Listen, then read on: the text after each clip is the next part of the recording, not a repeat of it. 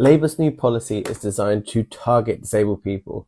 And let's be clear about this. This isn't just a moral failing. It is a complete economic disaster. Economic argument number one, squeezing 5 billion from 8,000 to 1.2 million of the most vulnerable people isn't going to fix our economy. Do you really think economic collapse is going to be solved by taking benefit money out of some of the most poorest who are fighting some of the greatest adversities in our society? However, a 2% levy on those owning assets over 10 million, a measure that affects just 0.04% of the population, is completely unapproachable. That small change could raise 24 billion a year, providing real support rather than deepening our crisis for the most vulnerable in this society. Economic argument number two is Labour wants to be a hub for AI innovation. Yet, here's the cold reality.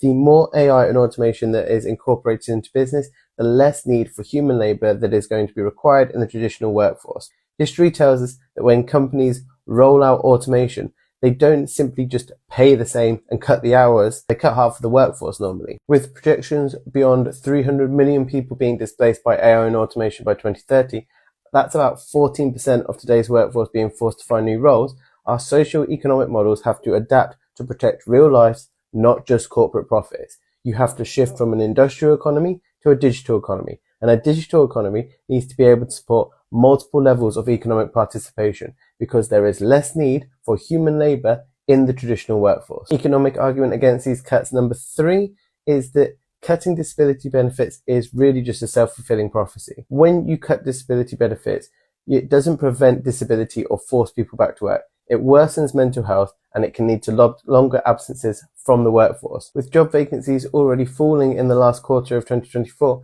we are not creating opportunities, we are shrinking them. Our outdated education system is still stuck in an industrial mindset, and it leaves people without the skills that they need to be able to participate and grow in the digital economy. Instead of preparing citizens for tomorrow, these cuts push them further away from the future. But who really benefits from these cuts? Well, the political landscape leaves us with the choice between an increasingly radical right and a centrist party. Here's the reality.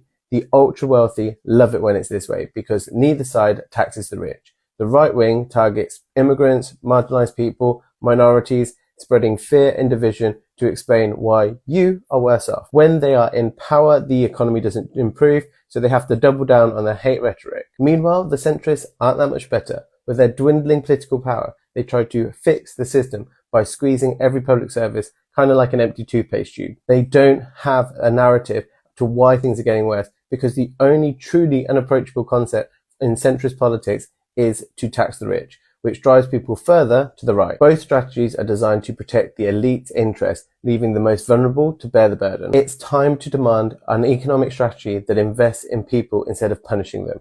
We need policies that adapt to our technological change, reskill our workforce for the digital age, and to hold our leaders accountable for a system that values human dignity over short-term gains.